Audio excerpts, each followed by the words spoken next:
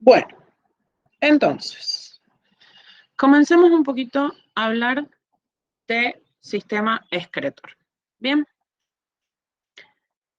Cuando nosotros hablamos básicamente de...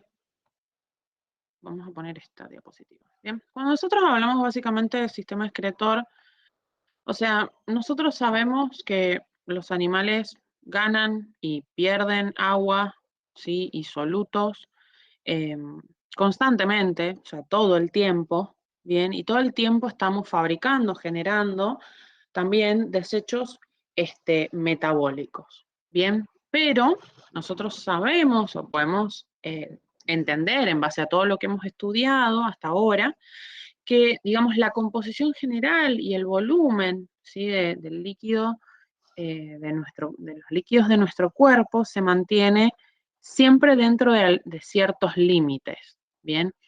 Es decir que hay un sistema, tenemos un sistema en los seres humanos y en otros vertebrados, tenemos un sistema que nos permite justamente equilibrar el ingreso y el egreso de agua y de solutos, ¿bien? Entonces, nosotros, digamos, lo que podemos entender con esto que estamos diciendo es que es clave, ¿sí? En los animales este proceso de homeostasis, ¿bien? Es decir que nosotros tenemos la capacidad, nosotros y otros animales, ¿bien? De mantener justamente un medio interno constante, ¿sí? Relativamente constante, aunque el medio en el cual nosotros vivimos o existimos, ¿sí?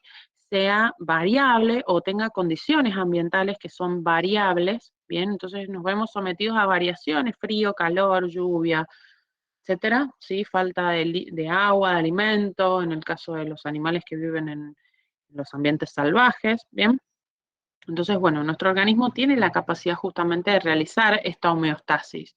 Entonces, nosotros en esta unidad lo que vamos a hacer es intentar analizar la homeostasis de solutos y la homeostasis de agua, ¿bien? Esto nosotros ya vamos a ver que esto se llama, digamos, el control o la homeostasis de la osmolaridad, ¿sí? El control de la osmolaridad, ¿bien? Y también vamos a analizar, digamos, parte de esa homeostasis de solutos es cómo esos solutos son excretados, ¿bien? Y qué es lo que excretamos, básicamente. Entonces, esos son los conceptos que nosotros vamos a abordar a lo largo de esta unidad, ¿sí? Aguarden un segundito. Ahí está. Bien. Entonces, ¿sí? Nosotros podemos saber por otras unidades que hemos mencionado que alrededor del 70% del peso corporal de un animal es de agua, bien, el 70% de ese peso es agua, que es lo que estamos viendo acá en la pantalla, ¿sí? El 70% del peso corporal, bien. De ese 70%, ¿sí? Hay, digamos, la mayor parte, es decir, por ejemplo, 2/3 de ese agua, bien, está en el interior de las células. Y a esto nosotros le vamos a llamar compartimiento intracelular, bien, versus que hay 1/3 que está fuera de las células, es decir, que está presente en el líquido extracelular que baña las células, en el cual las células están, digamos, inmersas, ¿sí? Eso, digamos, aparte de que las baña, aporta nutrientes, ¿bien? Entonces ese sería el compartimento extracelular. Entonces, en ese compartimento intracelular nosotros vamos a decir que tenemos un 65%, bien, esos 2/3, y hay un 35% que está justamente en este compartimento extracelular. 65 intracelular, 35 extracelular. Bien.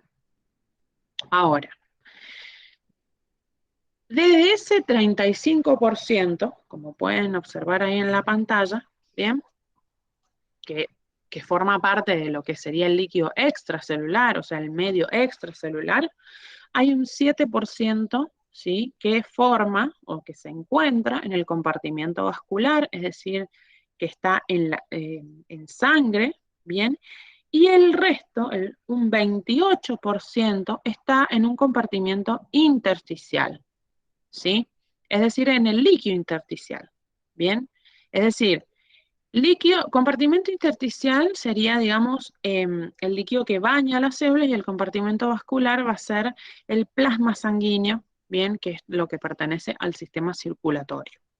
Bien, entonces, esto es lo que estamos viendo aquí. Bien, 7% en el compartimiento vascular, 28% en el compartimiento intersticial. ¿Sí? Bien. En el caso de los vertebrados, específicamente, ¿sí? Aunque, digamos, cuando digo vertebrados, estoy hablando de mamíferos, peces, aves, reptiles y anfibios, ¿sí? Tengamos presente esa clasificación.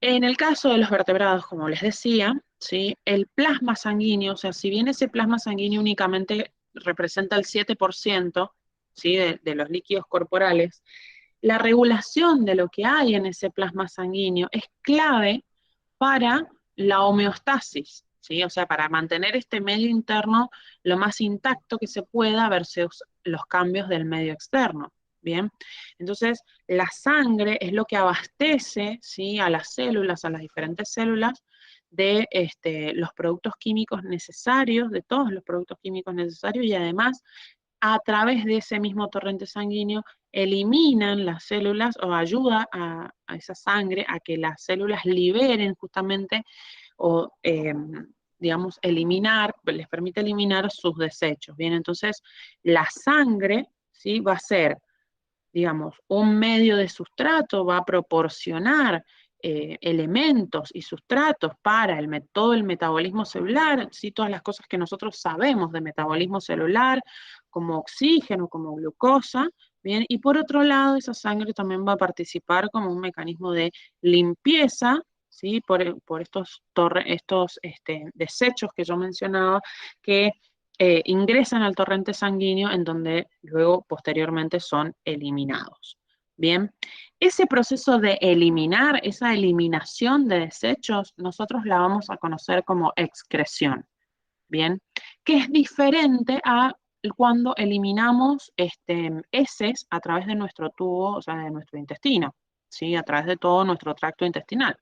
Bien, en el caso de lo que eliminamos por tracto intestinal o por tubo intestinal, ¿sí?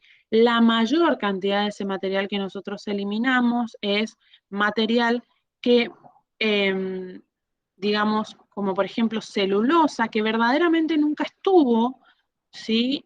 Nunca atravesó el epitelio del tubo digestivo. Bien, cuando nosotros eliminamos sustancias por excreción, ¿sí? Estas sustancias eh, tienen un control muy específico, donde hay un análisis de concentraciones y proporciones, ¿sí? Hay una selección de lo que va a ser eliminado, hay rechazo de sustancias, ¿bien?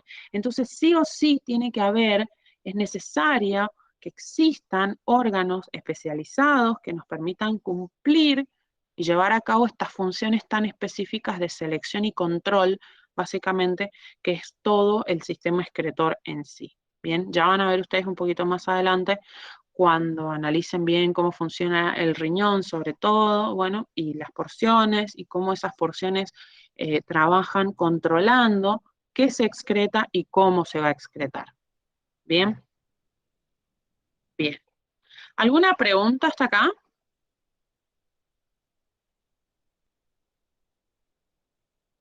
No, profe, por ahora no. Bien, venimos bien entonces. Bueno, entonces, como yo les decía recién, ¿sí? Nosotros tenemos que básicamente analizar, cuando hablamos de la excreción, ¿sí?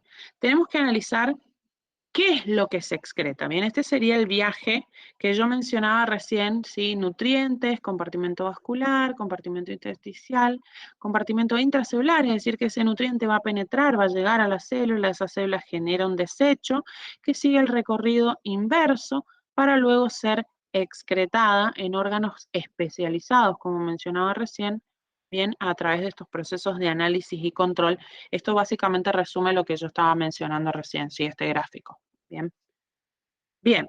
Entonces ahora nosotros tenemos que sí o sí establecer en qué se basa esa regulación osmótica, esa regulación iónica, y cómo los diversos organismos realizan justamente este proceso de regulación.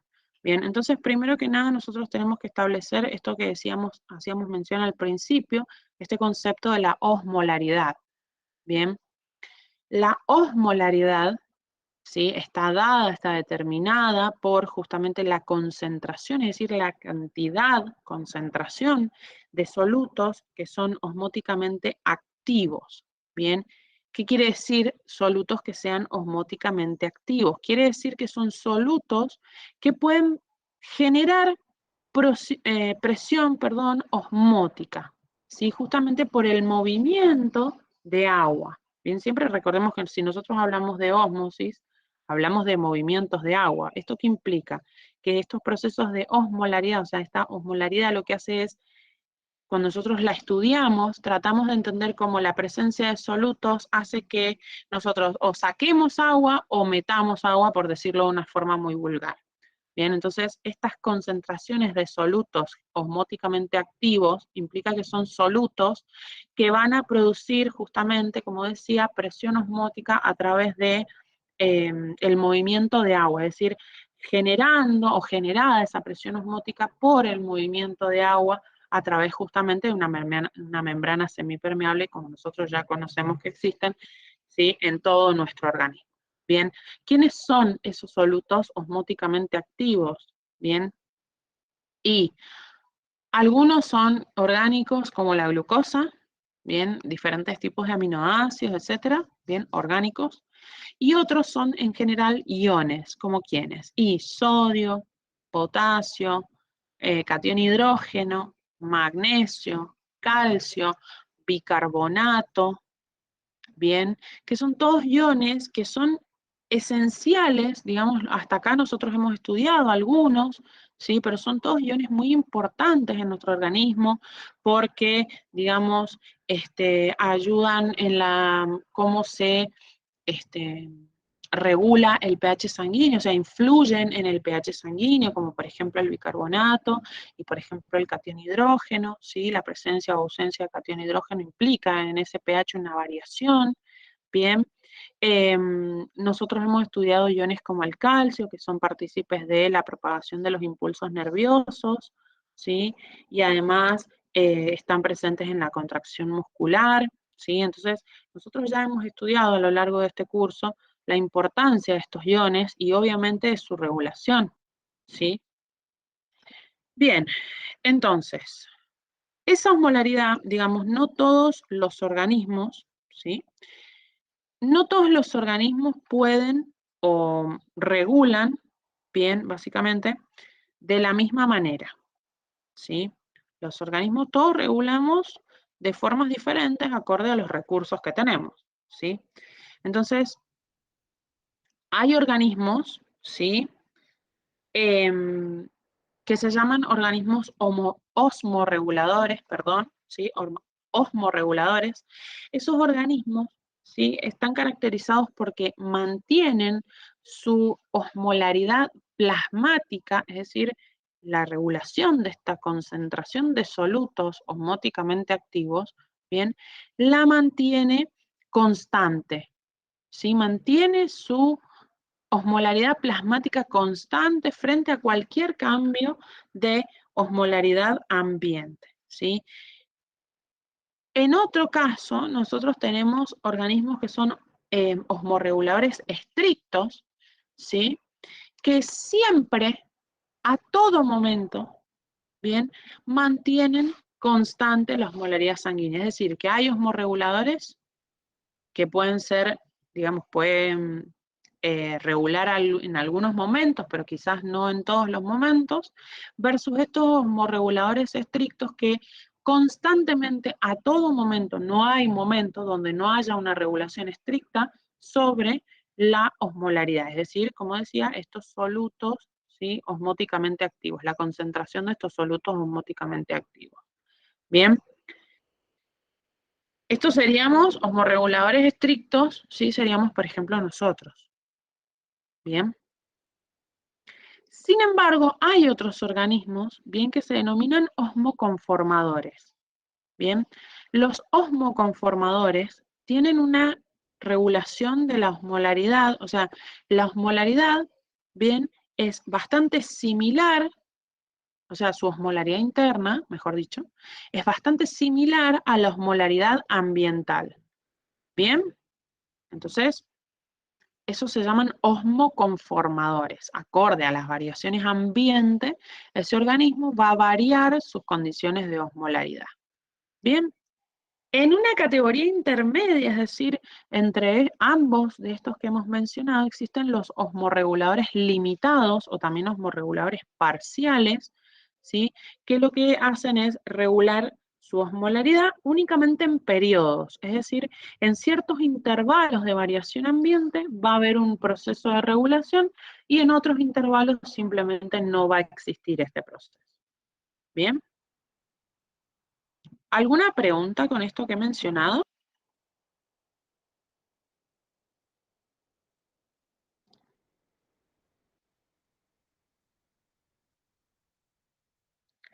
Fíjense que acá tenemos. No, profe, Sí, decime.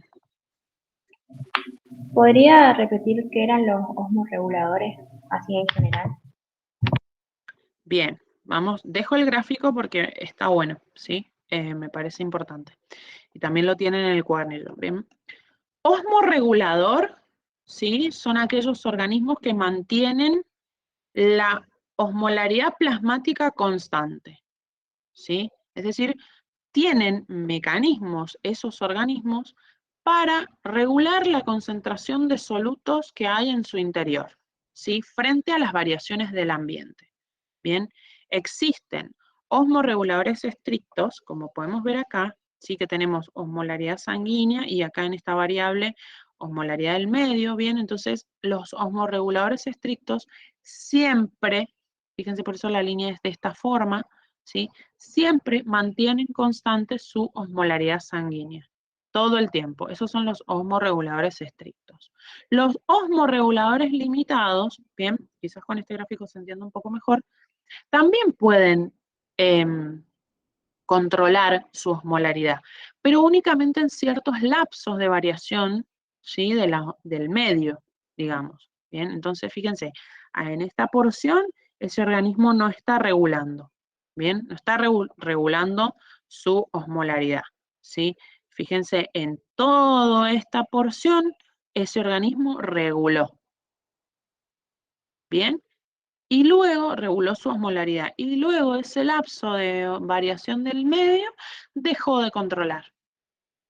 Bien, eso sería un osmorregulador limitado o también se llama osmorregulador parcial. ¿Sí?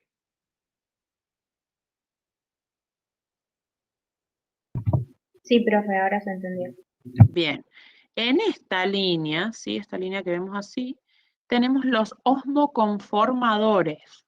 Bien, en esta línea, ¿sí? Que son organismos que directamente no pueden controlar, no pueden regular su osmolaridad sanguínea, entonces esta osmolaridad varía acorde a las variaciones que hayan en el medio. ¿Sí? ¿Se entendió?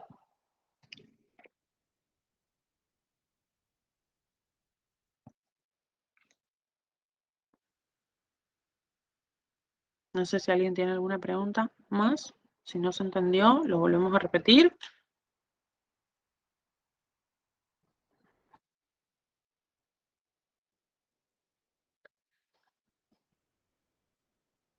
Bien. El hecho de que, digamos, haya una regulación, o sea, de que exista la regulación de la osmolaridad, bien, esto hace que sea fácil, ¿sí? Controlar o que haya una regulación osmótica celular, bien, o sea, facilita que las células puedan realizar también esta regulación, ¿sí? Porque, digamos, la sangre con el líquido intersticial están en equilibrio. Entonces, esto baña a las células. Si hay desequilibrio, las células obviamente no van a poder regular, no van a poder tener una regulación osmótica necesaria. Bien. A ver, el hecho de que, digamos, cuando nosotros hablamos de, vamos a ver, acá, no, me quedo con el gráfico, ¿sí? El hecho de que si nosotros hablamos de concentraciones, bien, estas concentraciones no son hechos aislados, digamos. No es que simplemente hay más concentración o menos concentración. Bien, la concentración de cualquier sustancia, bien, no va a depender únicamente de su cantidad absoluta, es decir, la cantidad total que haya de esa sustancia, sino que obviamente va a participar, digamos, o va a depender de la cantidad de agua en la cual esa sustancia está disuelta, ¿sí? Entonces, digamos, la regulación del contenido de agua, ¿sí? El hecho de que haya una regulación de contenido de agua, bien, afecta directamente a esta regulación de la osmolaridad, ¿sí? Que depende de qué, y depende de cada organismo, cómo cada organismo, ¿sí? O qué disponibilidad tiene de agua cada organismo. Bien, entonces son dos factores que van de la mano, ¿sí? Hay ambientes en los cuales los organismos, o sea, el agua tiende a perderse con mucha facilidad y hay otros ambientes en los cuales el agua simplemente ingresa en ese organismo, ¿sí? Al punto de que directamente pone en riesgo la vida de ese organismo. Bien, entonces siempre tenemos que entender que esta concentración de sustancias que nosotros estamos hablando, de solutos, de iones, ¿sí? Depende, va de la mano, sí o sí, de las concentraciones de agua y la disponibilidad de agua que tenga ese organismo, ¿sí? Es decir, cómo, si la necesita, o sea, si la bebe o si no la bebe, si la retiene o no la retiene, bien, o si no bebe directamente, ¿sí? Bien, esto es importante que lo entendamos, digamos, como concepto amplio, porque estudiamos, digamos, nosotros ahora vamos a hacer mención a algunas cosas un poquito más adelante, que tienen que ver con cómo esos organismos pierden o ganan agua, ¿sí? Y es porque justamente tiene que ver con estas concentraciones de solutos, ¿sí? Bien, acá lo que vamos a ver a continuación, ¿sí? Porque vamos a hablar ahora de un poco de evolución, ¿sí? De los sistemas excretores. Bien, esto para la gente de odonto sí lo tiene en el cuadernillo, la gente de técnicos no tiene esto de diversidad y evolución de los sistemas excretores. Bien, quédense en la clase, obviamente, porque después la clase sigue y tienen ya el contenido común, pero esta porción de evolución de los sistemas excretores es únicamente para la gente de odonto, ¿sí? Bien, entonces, básicamente,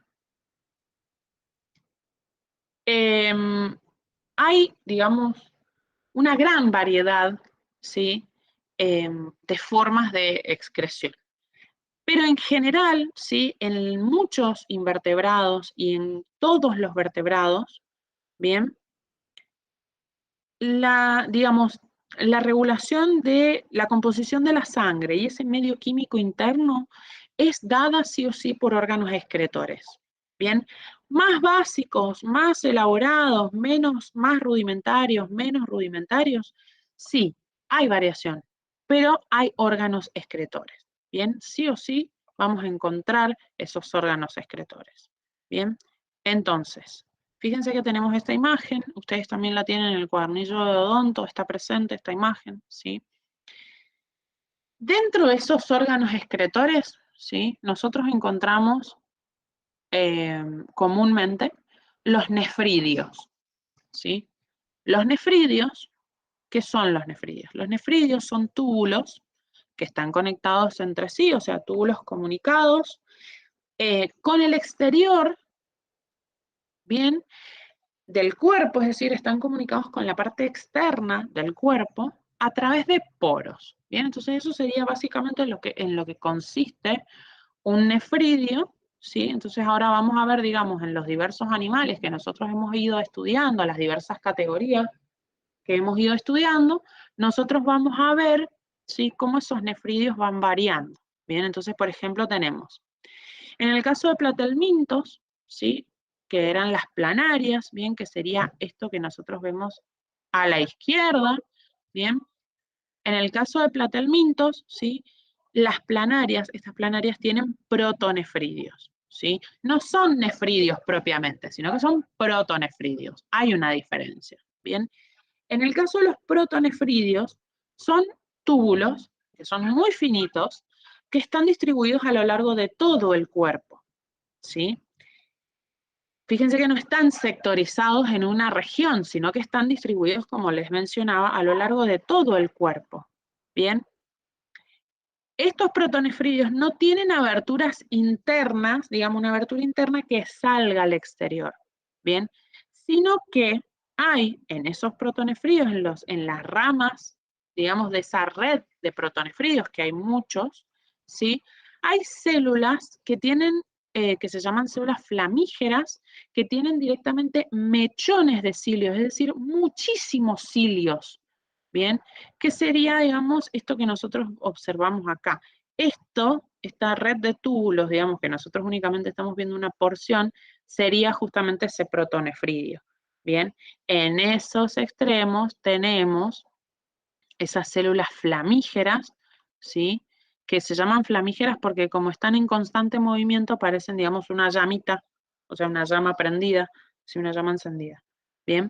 Entonces, los materiales de desecho, el material de desecho, lo que hace es atravesar estas células flamígeras, es decir, que viene en esta dirección, ¿sí? Así, bien, a través de estos protonefridios, a través de estas células flamígeras, atraviesa, como les decía, esas células, bien, y como dije que están cargadas de cilios, bien, esos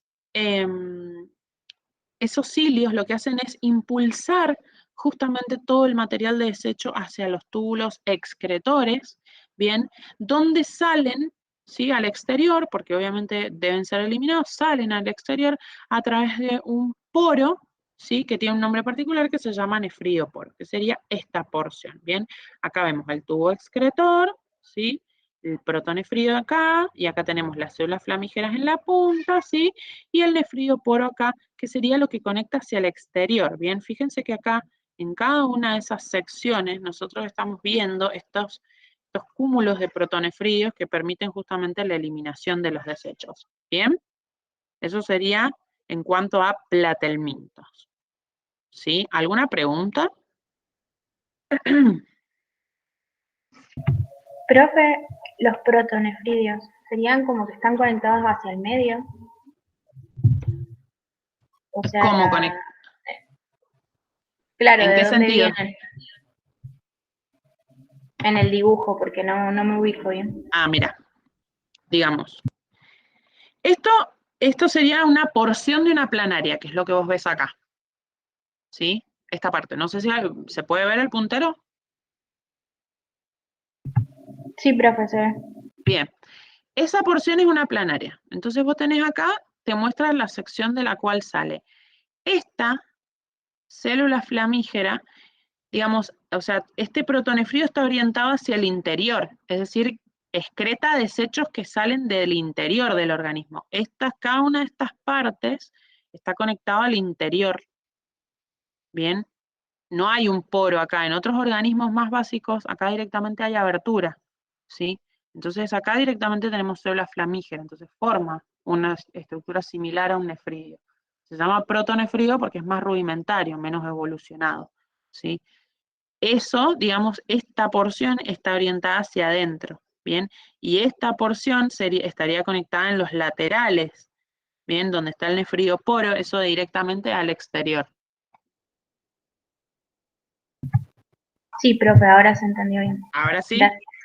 Sí, Bien. sí. Bien, en el caso de, ¿sí? Los moluscos y los anélidos, ¿sí? Que los anélidos, el organismo típico que siempre mencionamos son las lombrices de tierra, bien, las lombrices terrestres, ¿sí? Acá ya tienen otro tipo de nefridio, que se llama metanefridio, ¿bien? Es un poco diferente, ¿sí? Ese metanefridio, ¿sí? Fíjense que acá no se alcanza a analizar muy bien en esta imagen porque, bueno, obviamente estamos viendo múltiples porciones, ¿sí? Pero esos metanefridios, ¿sí? tienen, digamos, son túbulos que están abiertos en los dos extremos, que es esto que yo te mencionaba recién, ¿sí? Pero se abren en distintos segmentos, en distintas porciones, ¿sí? Entonces, cada uno de esos metanefridios se abre hacia el interior del cuerpo y hacia el exterior, mediante también un nefridio poro, ¿sí? Es decir, hay una abertura esta vez hacia el interior del cuerpo, ¿sí? Está formado esa abertura hacia el interior del cuerpo por cilios, forma como una especie de embudo, ¿sí? Muy cargado de cilios, ¿bien? Entonces, el líquido, ¿sí? Que es líquido celómico, o sea, el líquido que está en el interior del celoma, va a ser llevado a través de ese embudo por el mismo batir que van a tener los cilios, ¿bien? Y se excreta directamente al exterior a través del nefrioporo, ¿bien? Pero hay una diferencia acá, ¿sí? Que es este rasgo, por eso decimos protonefridio, por eso decimos metanefridio. En el caso del metanefridio, ya hay una adquisición en esa estructura particular que le permite en el metanefridio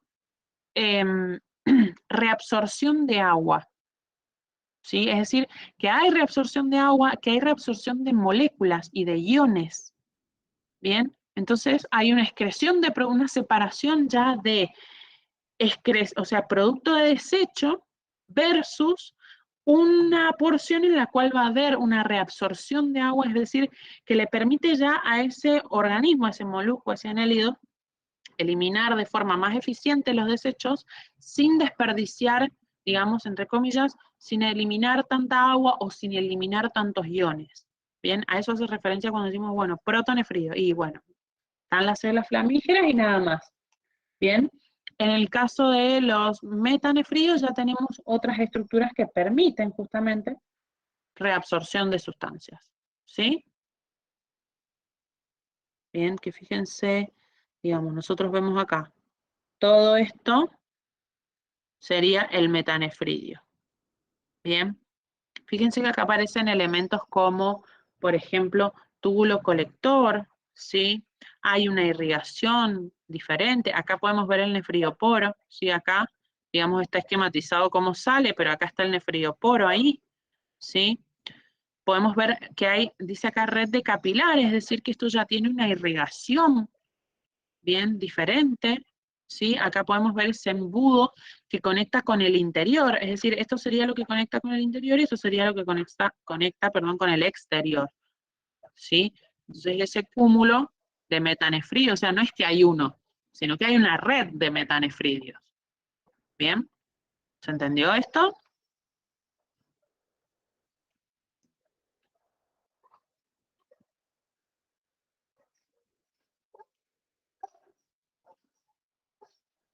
¿Más o menos?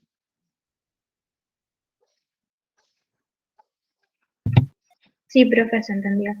Bien.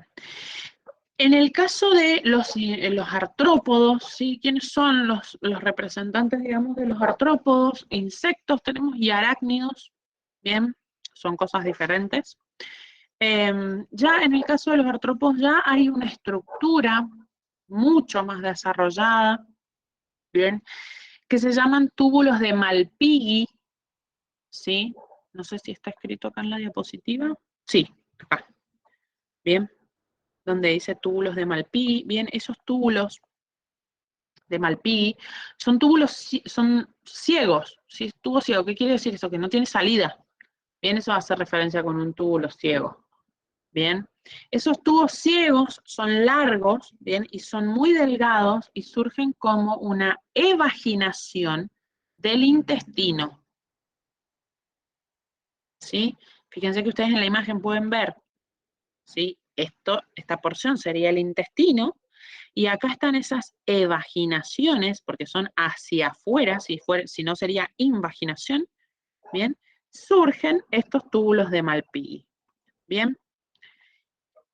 Esos túbulos están, digamos, libres en contacto con la cavidad del cuerpo, ¿sí? En esa cavidad, esos túbulos absorben agua, absorben desechos nitrogenados y los secretan de forma activa hacia el intestino. ¿Bien? Esos desechos, o sea, los desechos, ¿sí? Que en general es ácido úrico, también puede ser guanina, ¿sí? Esos desechos son excretados todo junto con las heces a través del ano, por eso está conectado con el intestino. Bien, fíjense qué es lo que podemos ver acá. Desechos secos, ácido úrico, ¿sí? Y podemos ver el intestino posterior, es decir, que esto va hacia afuera, digamos, ¿sí? Esto va a ser excretado junto con las heces hacia el exterior, ¿sí? ¿Se entendió esto?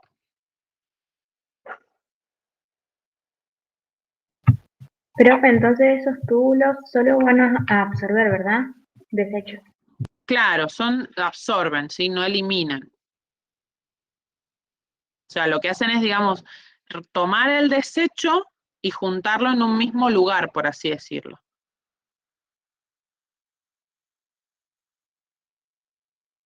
Bien, es decir, agarrar ese desecho, captarlo desde las cavidades del cuerpo y permitir transportarlo hacia el intestino, donde luego va a ser eliminado.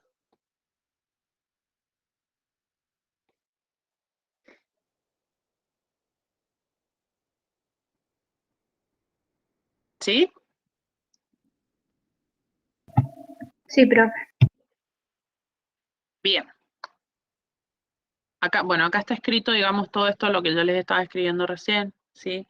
Los platalmintos con sus protonefridios, ¿sí? Los anélidos y los moluscos con sus metanefridios, que es todo lo que les estaba mencionando. Me pareció más práctico ver la imagen que leer un texto, ¿sí?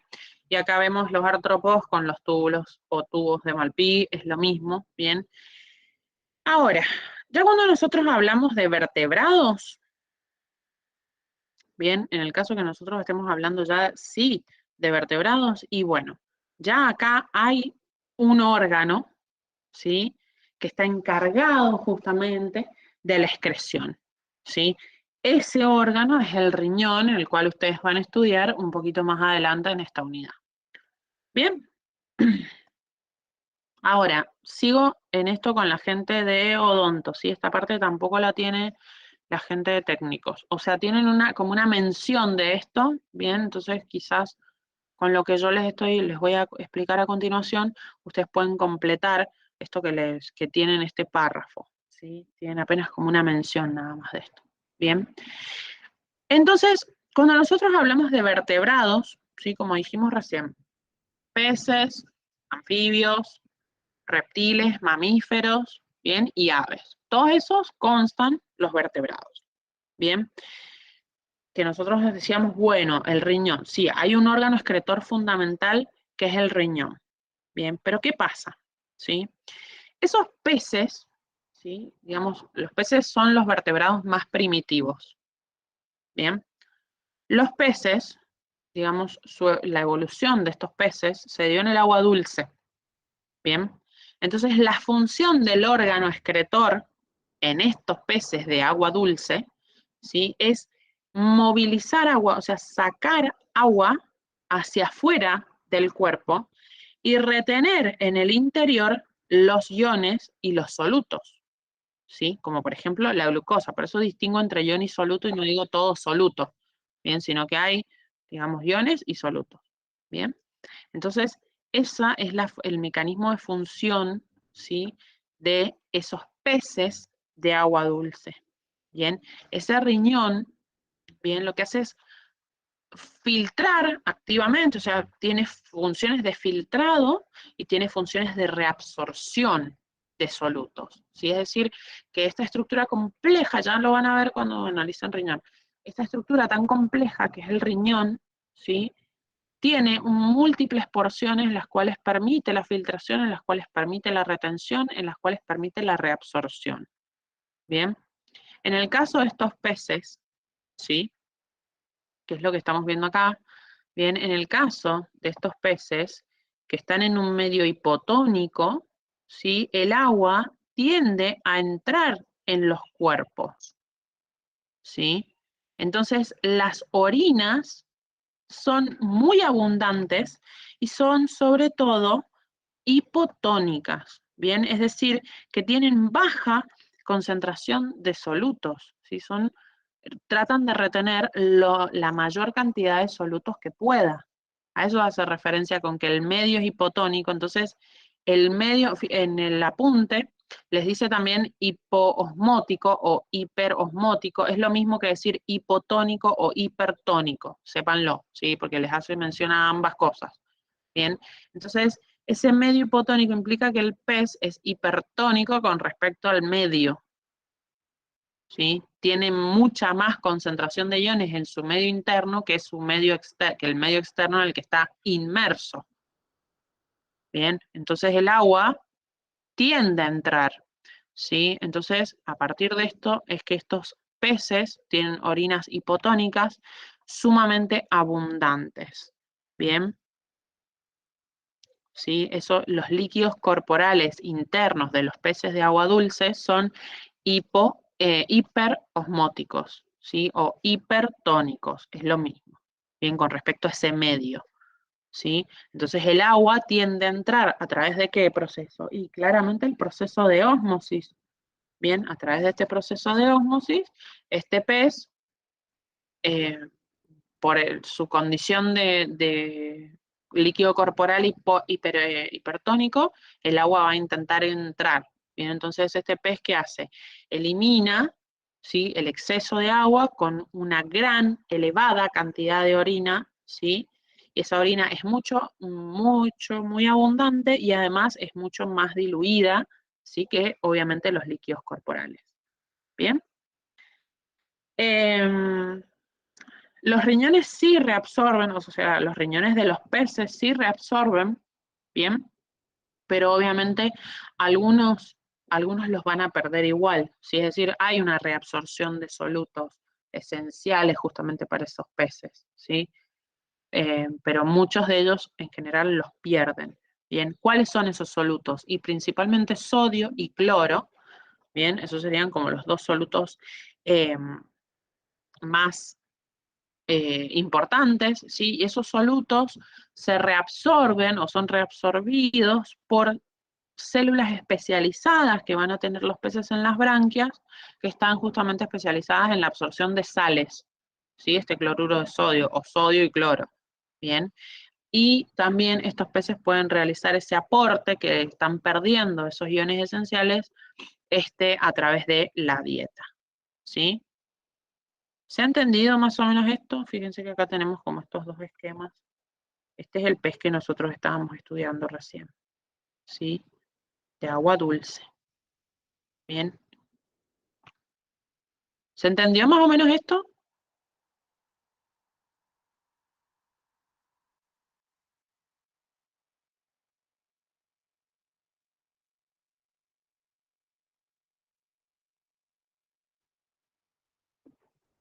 ¿Alguien tiene alguna pregunta? Por mi parte se entendió esto. Perfecto. Entonces analicemos, ¿sí? Vuelvo a la diapositiva anterior. Nosotros sabemos, o sea, no es que los peces de agua dulce son los únicos peces, ¿sí? Obviamente hay peces de agua salada, claramente. Bien. Esos peces de agua salada, ¿sí?, tienen el problema inverso al que estábamos mencionando recién. Es decir, esos peces pueden perder toda su agua o mucha agua interna hacia el ambiente. Bien. Obviamente que a través de las branquias, ¿sí?, de las superficies respiratorias, porque son superficies de contacto directo, ¿sí? Entonces hay un grupo de peces, bien, que se llaman, es decir, antes de ir a los peces, ¿sí? El medio es hipertónico, es decir, que ese pez de agua salada, ¿sí?, su líquido intracelular es hipotónico con respecto al medio, ¿bien? Entonces el agua tiende a salir. Eso quiere decir esto. Bien, no confundamos que esto es el medio del pez, sino que es el medio en el cual el pez está inmerso, ¿sí? Entonces hay un grupo de peces que se llaman los ciclóstomos, ¿sí?, que son peces cartilaginosos, son peces, digamos, no es la palabra correcta antiguos, son peces primitivos, esa es la palabra más correcta. Bien. Profe, Sí. dijo que el pez iba a ser hipotónico con respecto al... Ay, no, Al medio. Al medio, perdón. Sí, En el caso de los peces de agua salada, es decir, el líquido intracelular de ese pez de agua salada es hipotónico con respecto al medio en el cual está inmerso. Bien, profe, gracias. Bien. Entonces, como decía, estos peces primitivos, que son los ciclóstomos, estos peces tienen, ¿sí?, su líquido corporal, o sea, ese líquido interno, ¿bien?, tiene una concentración más o menos similar a la del agua oceánica, ¿bien?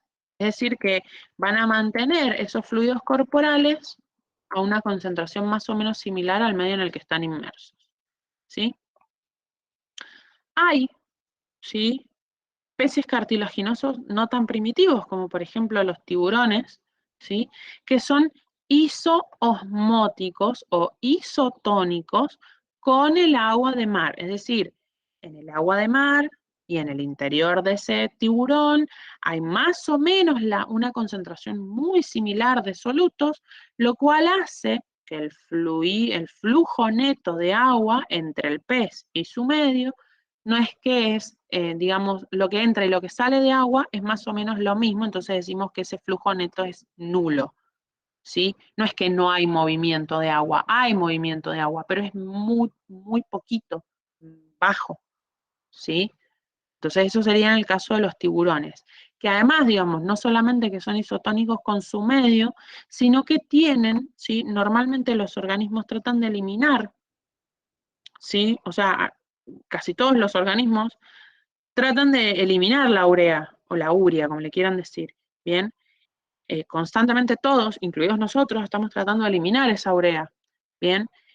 En este caso, en el caso de los tiburones, ellos han desarrollado una tolerancia a la urea, entonces no la excretan, ¿bien?, sino que la retienen en sangre, ¿sí? Constantemente, está a una concentración elevadísima, ¿bien?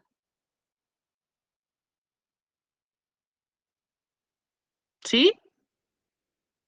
Tiene estos peces, o sea, estos tiburones, tienen una forma especial de eliminar el exceso de sales, que es a través de una glándula rectal, ¿sí? No es excretada a través de orina. ¿Bien?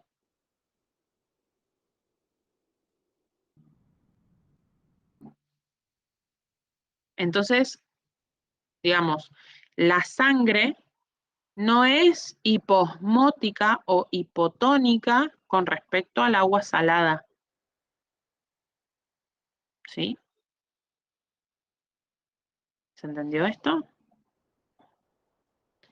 Tenemos otro caso de los peces, que son los peces óseos, ¿sí? Los peces óseos tienen su líquido corporal, bien, es hiposmótico o hipotónico con respecto al agua del mar, bien. Entonces estos peces, ¿sí?, es decir, la concentración de solutos que ese pez tiene en su interior es 1/3 de la concentración de solutos que hay en el agua del mar, bien. Entonces estos peces podrían tranquilamente perder absolutamente toda su agua, ¿sí? Entonces, que podría generar, digamos, una deshidratación. Entonces, los peces compensan, estos peces óseos compensan su pérdida osmótica, o sea, la pérdida de solutos, ¿sí?, de agua, sería la pérdida de agua, bebiendo el agua del mar, ¿sí? Beben estos peces, los peces óseos, ¿sí? Entonces esto hace que el pez restablezca su contenido de agua, es decir, está tomando agua, entre comillas, ¿bien? Pero esto genera, obviamente nosotros sabemos que el agua de mar, como dijimos, concentrada en sales, entonces esta agua de mar genera obviamente un exceso de sales en el interior de ese pez, ¿bien? Ese exceso de sales es eliminado a través de las branquias, ¿sí?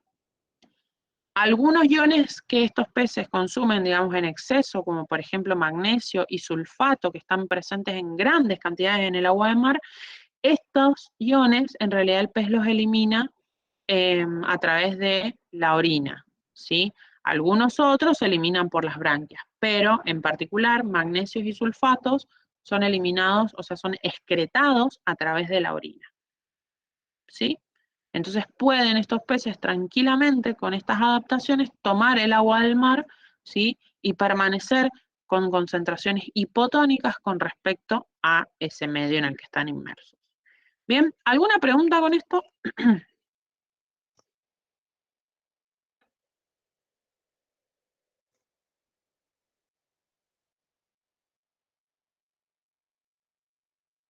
¿Alguna duda, alguna consulta?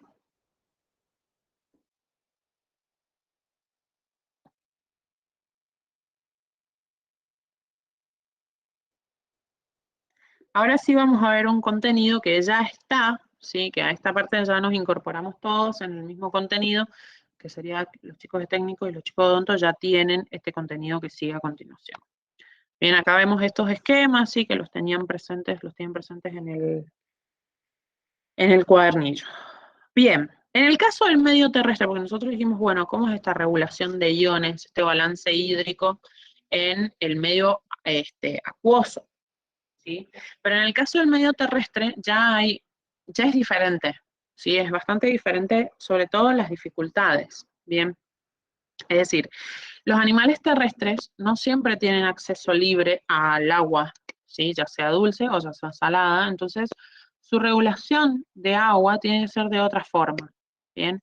Entonces, tienen que los organismos terrestres poder regular la pérdida y la ganancia, ¿bien? ¿Cómo ganan agua los organismos terrestres? Y una, bebiendo, ¿sí? Es decir, ingesta directa de líquido, ¿sí? Después lo pueden ganar comiendo, ¿bien? Es decir, comiendo alimentos que tienen agua, ¿sí? Alimentos que tienen altos contenidos de agua, ¿bien?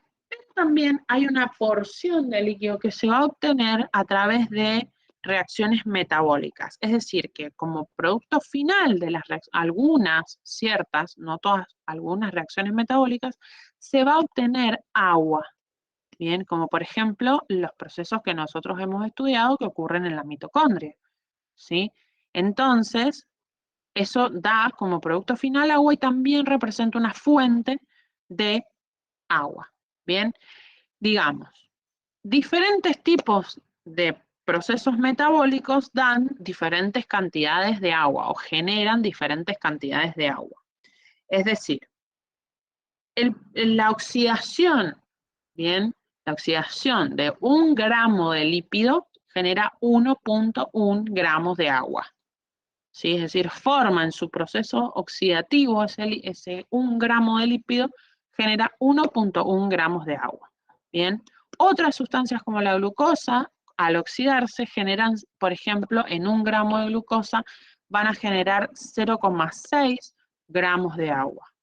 Bien, en el caso de, por ejemplo, las proteínas, 1 gramo de proteína únicamente genera 0,3 gramos de agua. Bien, entonces fíjense la cantidad de agua importante que generan justamente estos lípidos, ¿sí?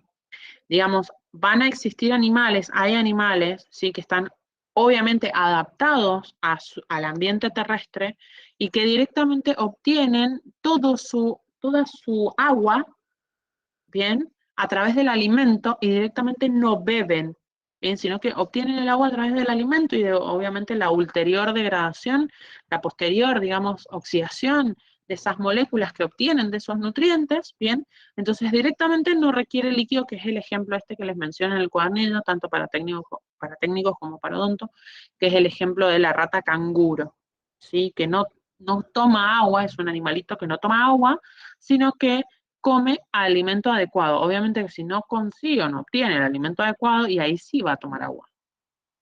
Bien. Es decir, que va a tener una dieta basada en semillas, ¿sí? Que le permiten obtener a ese animalito una gran cantidad de agua cuando estas semillas se oxidan, digamos, cuando los nutrientes de esas semillas se oxidan. Bien.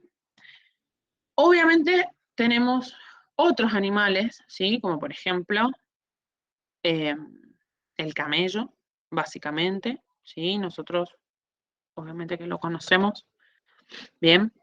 El camello, ¿qué tiene? ¿Sí? El camello digamos, ahorra, tiene un uso del agua muy ahorrativo, por así decirlo, ¿sí? Los camellos no tienen glándulas sudoríparas, ¿bien? Únicamente buscan alimento de noche, ¿sí? Es decir, cuando la temperatura ha bajado, ¿bien? Las heces de los camellos prácticamente tienen un contenido acuoso ínfimo, muy bajo, ¿bien? Y la orina es sumamente concentrada, es sumamente hipertónica, ¿bien? Casi 4 veces más concentrada que las orinas, o sea, que la orina de los seres humanos, ¿bien? Pero, ¿sí? Digamos, pierde agua, obviamente respirando, ¿sí? A través de la respiración. Y aún así, esa pérdida está adaptada, digamos, porque ese animal tiene una nariz muy larga, ¿bien? Entonces, en esa nariz tan larga, en ese hocico tan largo, nariz, ¿sí? Prolongada, esa nariz alcanza a enfriar el aire que va a ser expirado, es decir, el aire que va a salir, ¿bien? Entonces, hay condensación de agua y la retiene y no la elimina a través de, digamos, la expiración. ¿Bien? ¿Vienen bien hasta acá?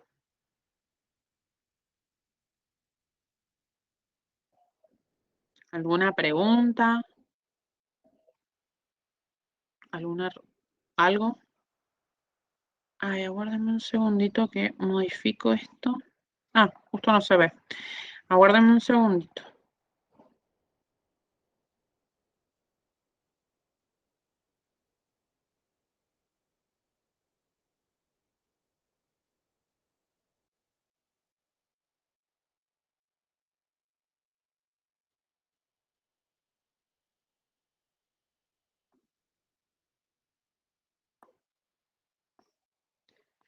Ahí así lo podemos ver. Bien. ¿Pueden ver la diapositiva? Ahí está. Sí. Bien, entonces, en el caso de los seres humanos, es decir, nuestra especie, Homo sapiens, ¿sí? Nosotros vamos a decir que hay un equilibrio hídrico cuando la totalidad del agua que nosotros perdemos, ya sea por aire expirado, es decir, lo que cuando exhalamos, ¿sí? El agua que se exhala por la piel, que se exhala, perdón, que se evapora a través de nuestra piel, la orina y las heces, o sea, toda esa agua tiene que estar igualada a la cantidad de agua que nosotros obtenemos a través de diversos procesos como la ingestión de alimentos, ¿sí? Y la ingestión, obviamente, de líquidos. Obviamente que además de esto está sumado lo que nosotros obtenemos, ¿sí? De la oxidación de diferentes moléculas de alimentos. Bien, entonces, ¿sí? En este caso, que digamos, hay un promedio, ¿sí? Que es esto que vemos acá. Bien, en promedio, una persona, ¿sí? Incorpora, digamos, de forma diaria, un poco más de 2 litros de líquido, o sea, de 2 litros de agua, ¿sí? A través de líquido y bebida. Es decir, aproximadamente 1,2 litros son incorporados por bebida, bien, 1 litro se incorpora a través de la comida y únicamente 0,35 litros es incorporado a través de las moléculas, o sea, de la oxidación de los nutrientes, ¿sí? Eso daría un total de aproximadamente 2,55 litros por día. En el caso del egreso, que es lo que genera justamente este equilibrio, ¿sí? Vamos a tener, obviamente que dijimos, equilibrio hídrico, es decir, lo que entra y lo que sale tiene que estar en un volúmenes más o menos similares.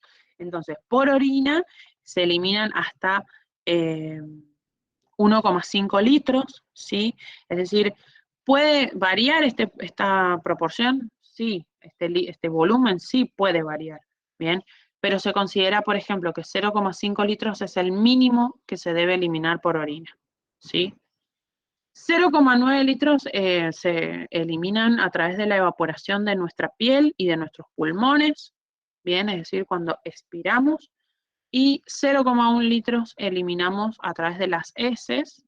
0,05 litros únicamente eliminamos a través de la excreción de sudor.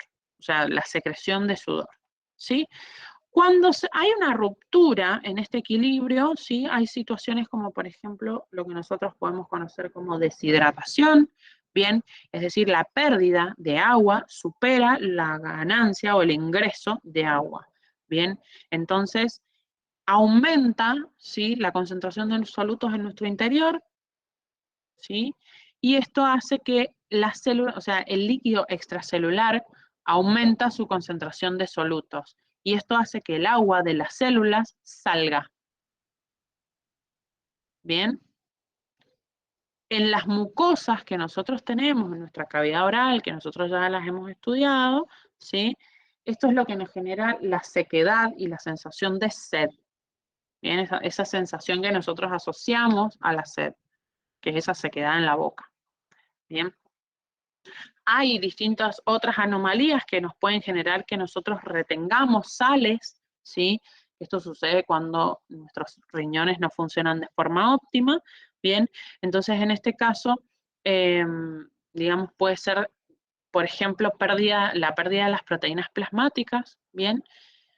O retención de sales, ambas tienen que ver justamente con patologías renales, o por ejemplo las proteínas plasmáticas las podemos perder por inanición, que es cuando hay un déficit alimentario muy grande, es decir, nuestro cuerpo está prácticamente aletargado porque no tenemos una cantidad de alimentos suficiente, entonces esto hace que se acumule líquido intersticial, bien, y genera un edema, lo que se conoce como edema. ¿Sí? En estos casos, la ganancia de agua, es decir, la cantidad de agua que entra es mucho mayor que la que sale. Bien, ahora, analicemos, esto es lo que les mencionaba recién, de la ruptura del equilibrio. Bien, acá tienen un esquemita de los movimientos del agua. Analicemos qué se excreta. ¿Sí? Digamos, ¿qué es lo que estamos excretando? Los principales productos metabólicos que son de desecho son productos que, digamos, las células van a lanzar o vertir al torrente sanguíneo. Básicamente, en esencia, son dióxido de carbono y compuestos nitrogenados. El dióxido de carbono nosotros ya sabemos cómo se elimina. Bien, ya hemos estudiado cómo es su eliminación, ¿sí? Pero particularmente los compuestos nitrogenados sí es un poco diferente, ¿bien? ¿Qué compuesto nitrogenado? Y esencialmente amoníaco, ¿bien? Este amoníaco se genera por la degradación de aminoácidos, ¿bien? Entonces esto que nosotros estamos viendo en la pantalla, ¿sí? El proceso de degradación de aminoácidos consta de un proceso inicial que se llama desaminación, ¿bien? Es decir, desaminación, quiere decir que estamos eliminando grupos amino. Sí. Perdón, no sé si soy yo, No se pero ve. la pantalla tengo en negro. Sí, sí, sí. Para. Dame un segundo.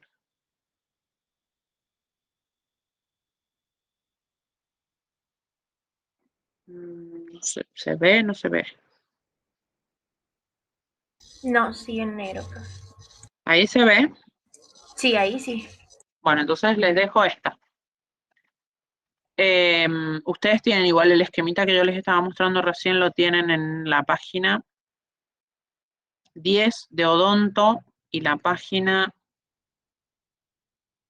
ahí les digo, de técnicos, la página 7. Bien, esto que estaba mencionando en la excreción de los compuestos nitrogenados. Bien, entonces, como inicial decíamos esta eliminación del grupo amino, bien, esa desaminación es el primer paso de la degradación de los aminoácidos, ¿bien? De esa desaminación, de ese proceso de eliminación del grupo amino, es que se genera, como producto de esa reacción, el amoníaco, ¿sí? Y un esqueleto de carbono. ¿A qué se refiere con un esqueleto de carbono? Y que es una cadena.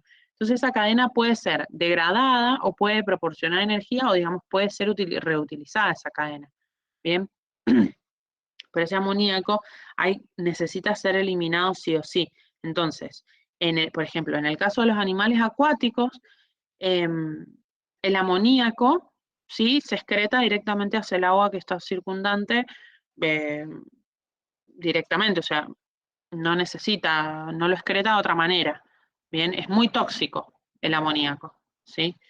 Pero, por ejemplo, para el caso de las aves, de los reptiles, no sé si ahora quizás la pueden ver. Ahí está, esa era la diapositiva. Bien, que ahora vamos a ver en realidad la siguiente, acá. Bien, en el caso de las aves, por ejemplo, todas las aves, los reptiles terrestres, ¿sí? Y los insectos, todos estos animales, lo que hacen es transformar los desechos nitrogenados directamente en cristales de ácido úrico, ¿sí? O sales, o sea, algo sólido, ¿bien? Ese producto puede ser excretado con el uso de una mínima, ínfima cantidad de agua, ¿bien?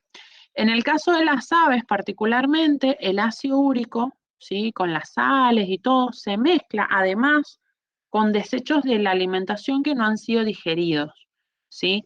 Esto se realiza en una cloaca, ¿bien? Es característico de las aves. Esto quizás ya lo han escuchado mencionar en otra unidad, ¿bien? Esa cloaca es una cámara en la cual los tractos, el digestivo, el urinario y el reproductor salen todos los desechos, o sea, se elimina todo por el mismo lugar, ¿bien? Convergen ahí, una cámara común esa cloaca, ¿bien? Entonces, eso, ¿sí? Se genera, digamos, ahí en esa cloaca, se genera esa pasta semisólida que nosotros claramente conocemos, ¿sí? La caca de palo goma, etcétera, ¿bien? Esa sustancia que tiene mucho nitrógeno es un fertilizante natural, ¿bien? ¿Sí? Eso, digamos, tiene una importancia agronómica, ¿bien? Eso es el guano, ¿sí? Que son aves marinas, que tienen, obviamente, o sea, claramente no hay acá, bueno, tenemos mar, pero sí, eso sería las aves marinas. ¿Bien? Bien. ¿Alguna pregunta, alguna consulta?